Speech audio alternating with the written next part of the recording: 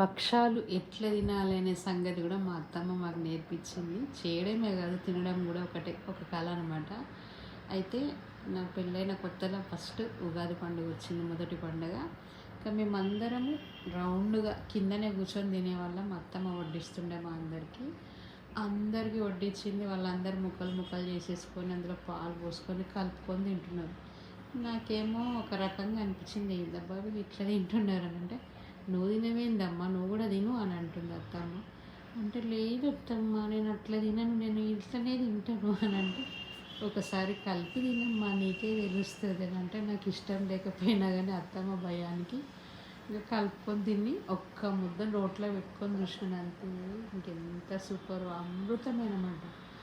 మీరు కూడా ఇట్లా ట్రై చేసి చూడండి, ఎప్పటికి ఇట్లనే తింటారు. అమృతం లాగా ఉంటుంది, నో డౌటు.